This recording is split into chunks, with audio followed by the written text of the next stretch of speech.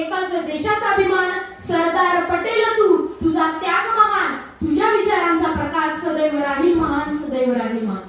आदरणीय व्यासपीठ, आजच्या कार्यक्रमाचे अध्यक्ष, वंदनीय गुरुजन वर्ग आणि इथे जमलेल्या सर्व माझ्या मित्रमैत्रिणींनो, माझ्या विषयाचे नाव आहे सरदार वल्लभभाई पटेल, सामाजिक समरसतेचे लोहपुरुष, भारतीय एकता आणि अखंडतेचे प्रतीक, आधुनिक भारताचे निर्माते, थोर क्रांतिकारक, एक राजनेता, थोर स्वातंत्र्य सेनानी, भारताचे पहिले उपपंतप्रधान, राष्ट्रीय ऐक्याचा महामेरू, ज्यांच्या स्मृतीप्रित्यर्थ आज स्टॅच्यू ऑफ युनिटी जगातील सर्वात उंच पुतळा आहे, असे लोहपुरुष सरदार वल्लभभाई पटेल यांना मी कोटी कोटी प्रणाम करून मी माझ्या भाषणाला सुरुवात करतो.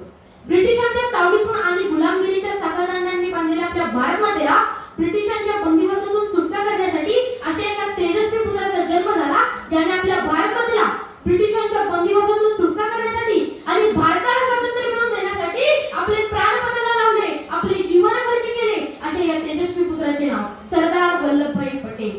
अशा या तेजस्वी पुत्राचा जन्म 31 ऑक्टोबर 1875 रोजी गुजरातमधील करमसद या खेडेगावी एका शेतकरी कुटुंबातील लेवा पटेल मध्ये त्यांच्या समाजामध्ये झाला. त्यांचे पूर्ण नाव वल्लभभाई झवेरभाई पटेल. त्यांचे वडील झवेरभाई हे गुजरातमधील करमसद या गावचे रहिवासी होते. त्याचप्रमाणे त्यांच्या आईचे नाव लडबा होते. सरदार वल्लभभाई पटेल लहानपणी वडिलांना शेतात मदत करीत असत. ते 18 वर्षांची झाले असता त्यांचे लग्न 12-13 वर्षाच्या झवेरबा यांच्यासोबत झाले. सरदार वल्लभभाई पटेल यांनी मॅट्रिकची परीक्षा उशिरा पण ते 22व्या वर्षी मॅट्रिकच्या परीक्षेत उत्तीर्ण झाले. कुटुंबापासून दूर राहून इतरांकडे